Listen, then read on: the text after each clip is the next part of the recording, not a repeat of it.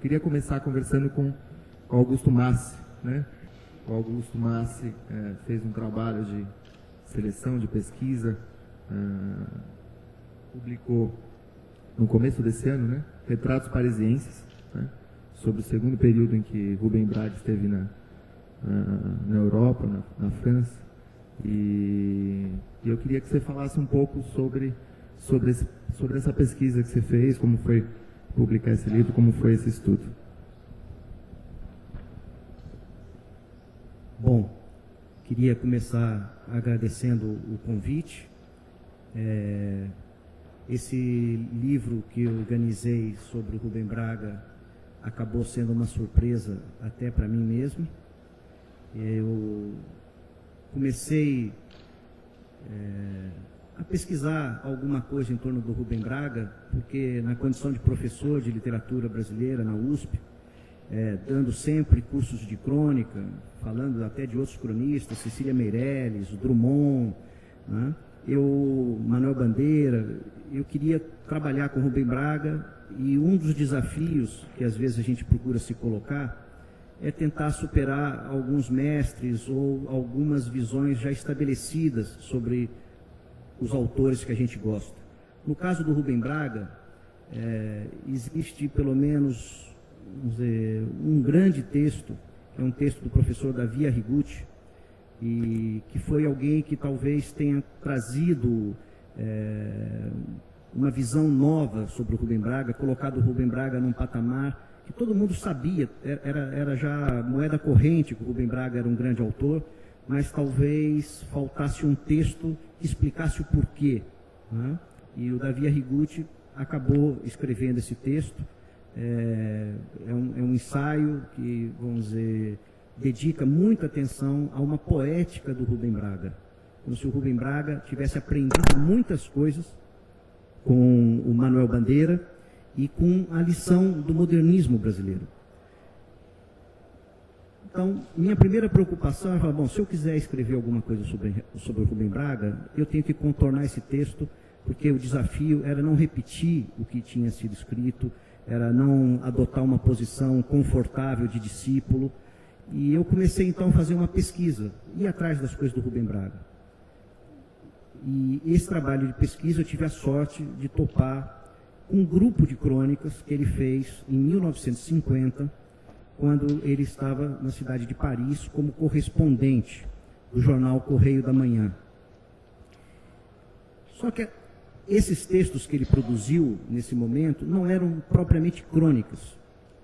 A novidade, o meu espanto é falar assim, puxa vida, peguei ouro em pó aqui, como que as pessoas não publicaram isso? Eram textos que ele estava fazendo entrevistas com Picasso, com Matisse, com Thomas Mann. Quer dizer, era um período pós-guerra, a Europa toda se redefinindo culturalmente, repensando o papel do escritor. E eu tinha escutado muitas vezes histórias que o Rubem Braga não era um leitor, que o Rubem Braga era uma pessoa, inclusive, se fazia muita piada de que ele uma vez leu o Vermelho e Negro, nem terminou de ler. E eu acho que isso é um aspecto muito da cultura brasileira, né? A cultura brasileira, a gente lida mal com a questão da formação. Então, é como se desse uma satisfação para a nossa preguiça, para a nossa falta de disciplina, descobrir que um grande autor, ele não leu nada, ele é bom porque ele é bom. E aí a gente percebe que no caso do Rubem Braga, ele tem uma formação e uma série de interesses que são muito densos, importantes, e que esse livro, de alguma maneira, me dava a oportunidade de comentar. Primeiro, ele entrevista filósofos como Sartre, né, onde a gente encontrava, tem o texto, tem um livro do José Castelo, onde sempre aparece uma gozação de que ele não gostou do Sartre. A única influência que o Sartre teve sobre ele na verdade, sobre a questão, vamos dizer, de uma caixinha de fósforo grande que tinha em Paris, né? Caixinha de fósforo grande não, né? Uma caixa de fósforo grande em Paris, e que ele teria adotado, vamos dizer, incorporado esse hábito de guardar sempre uma caixa de fósforo. Coisas que eram um pouco pitorescas, mas revelavam pouco do interesse do intelectual, do cronista, daquele ser que tinha inclinações políticas à esquerda. Então, nesse livro, o que eu quis caracterizar é um pouco esse aspecto. apareceu um Rubem Braga, que é um homem de esquerda, que é um socialista, e foi um dos fundadores, junto, por exemplo, com Antônio Cândido, do Partido Socialista Brasileiro. Isso é uma coisa que, às vezes, ele parece um lírico, uma pessoa que, vamos dizer, não tem muitos pés no chão. Isso foi consolidado em cima um pouco da última imagem do Rubem Braga. Mas o Rubem Braga foi um jornalista muito engajado, fundou muitos jornais importantes, entre eles, por exemplo, o jornal Comício, um jornal de esquerda fundamental, não é? Participou, realmente foi preso várias vezes, não é? Teve ligado, foi um antigetulista ferrenho. Então, todos esses aspectos aparecem nessas entrevistas. Ele está falando um pouco, sempre para um público, quer dizer, ele está em Paris falando para o público brasileiro, e ele manda recados contra o Getúlio, ele fala exatamente para os homens de esquerda. Tem um Rubem Braga leitor de literatura, você vê que ele está acompanhando os principais nomes. Ele fala ali do Faulkner, ele fala do Thomas Mann, ele fala do Sartre. E tem, obviamente, o Rubem Braga, que é o próprio Rubem Braga, que é o Rubem Braga do coração da gente. No sentido de que essas entrevistas, quem for ler o livro, fala assim, está entrevistando o Picasso. A entrevista vai parecer, no primeiro momento, uma decepção. Porque ele mesmo, no meio da entrevista, fala, eu sou o pior jornalista do mundo. Né? E ele define, eu não tenho nenhuma pergunta a fazer ao Picasso. E aí ele começa a fazer uma crônica do que ele chama, ao invés de uma entrevista, ele fala, eu faço visitas, eu visitei o Picasso. Ele começa a falar da mulher do Picasso, os filhos que estão brincando ali perto, as conversas que ele vai ouvindo, ele descreve a casa, e no meio de tudo isso, por exemplo, ele descreve a cabeça do Picasso. Ele fala da careca do Picasso, assim, de como é, vamos dizer, bem desenhada, como ele fala assim, eu gostaria de poder tocar aquela cabeça que eu vi tantas vezes em fotos, né? E só essa pequena descrição, a gente fala, bom, aqui o que está funcionando é o cronista, aqui é o poeta, não é o jornalista, não é o correspondente, aqui entra o artista e a gente vai, então, sabendo menos do Picasso, mas a gente vai sabendo o que o Rubem Braga viu no Picasso, como ele sentiu a pintura do Picasso. Esse é um exemplo apenas breve, não é? Quer dizer, mas eu queria começar com ele, porque a ênfase, se tem um lado da política, tem um lado da literatura, o que me surpreendeu é o interesse do Rubem Braga pela pintura. De pelo menos uns 20 textos, mais da metade são dedicados a pintores.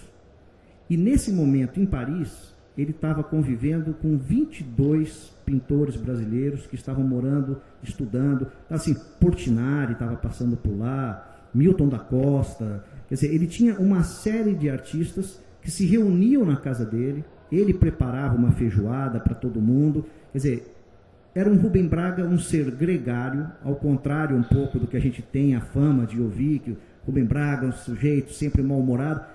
A gente estaria falando de um jovem Rubem Braga, que estava em torno ali de uns 37 anos, ele estava solteiro, não é? Ele estava voltando à cidade de Paris, estava com um certo dinheiro nesse momento, ele foi correspondente de guerra em 1945, que era uma situação muito adversa, foi a primeira vez, vamos dizer, que ele estava na Europa, não é?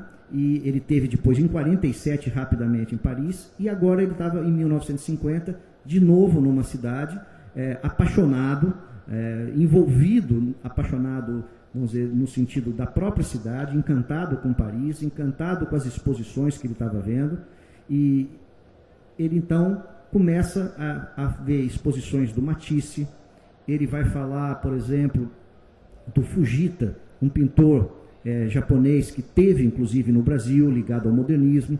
Ele vai fazer um apanhado muito grande, e nesses pequenos comentários, ele fala e se define um pouco como um retratista. Né? E aí me interessou exatamente a ideia do título, Retratos Parisienses, era de que ele estava fazendo algo que era, vamos dizer, na intersecção de várias formas. Ele estava fazendo um texto que não era nem o texto jornalístico tradicional, nem a crônica tradicional, nem o perfil tradicional que a gente faz de um pintor. Então, eu encontrei aqui na palavra retrato, é como se uma aproximação que ele, através de um texto que seria impuro, indefinido, muito mesclado, que ele procurava se aproximar dessas pessoas. Esse livro, então, eu queria que no centenário do Rubem Braga trouxesse uma visão um pouco diferente, acrescentasse algum valor distinto ao Rubem Braga que a gente já teria consolidado. E eu, para dar um exemplo ainda dessas pesquisas que podem ser feitas, não é?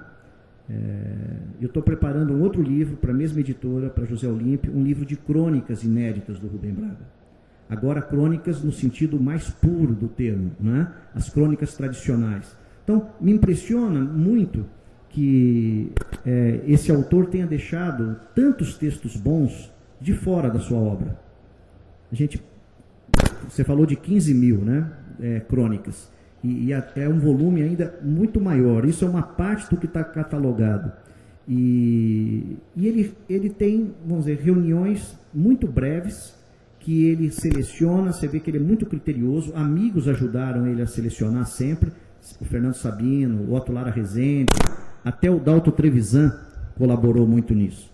E eu achei uma crônica muito pequenininha e interessante, chamada Opiniões, que eu queria ler para vocês, para dar um pouco esse espírito do Rubem Braga, que eu acho que nem sempre é um Rubem Braga palatável, doce, lírico, é um Rubem Braga que às vezes é do contra e gosta de marcar uma posição.